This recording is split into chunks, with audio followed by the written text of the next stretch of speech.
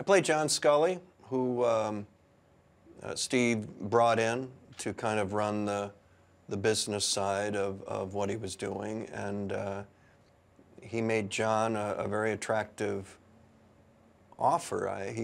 John had been hooked up with Pepsi and was part of that campaign that sold Pepsi so well, the Pepsi generation and that whole thing.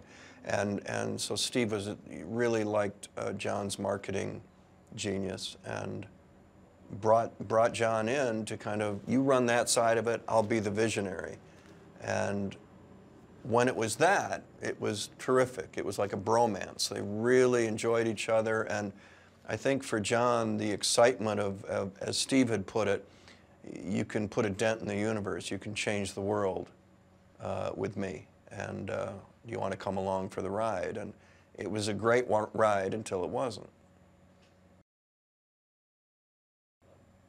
There's a musicality to Aaron's writing, to all the great writers over the decades, centuries. You go back to Shakespeare, there's a musicality. The good ones, there's a music to it. And once you find the music, the rhythm that Aaron has written in there, it just sings. His scripts just sing. I remember when we did the reading of the script way back during rehearsals before we started shooting, and you heard Michael and Kate and everyone, just Seth, everyone just jumping in, and suddenly it was like this orchestra that they were all playing in the same key, but they were all talking at once, and this would come and that would happen, and there were no ad libs, and you know, it reminded me of the things that Aaron's written. It certainly reminded me of Newsroom, and it was great to hear. There's a music to what he writes.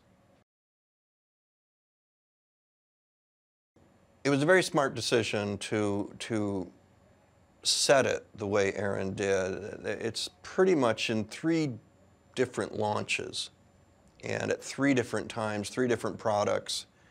And there are things that happen that people say that did not happen at this particular location, but he's taken the dramatic license to take what Walter wrote and what Walter researched for the book and going, I'm not gonna, we'd be doing a Ken Burns 20-part series in order to do it that way. So he's confined it into these certain areas, settings, and then but brought everything to it.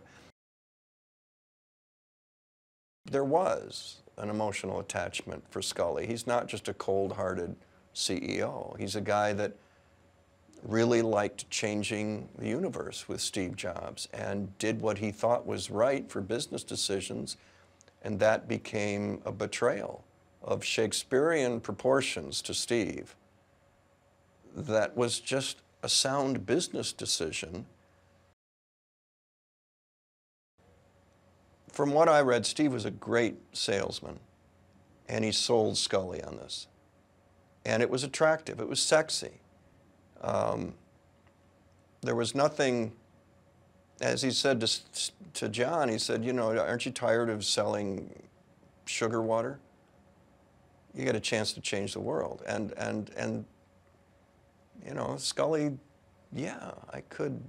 You're young again. You're with this younger visionary, he's obviously a genius. He needs to be corralled, but he's a genius. He's a visionary. He's seeing things 20 years down the road.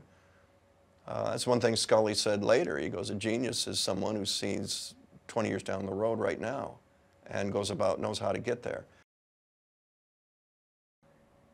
Michael's really making sure that he tells the truth with Steve Jobs, that he really tries to get to the core of why Steve did this and why he did that. It's certainly not an impression, and nor is it intended to be, but the truth is there.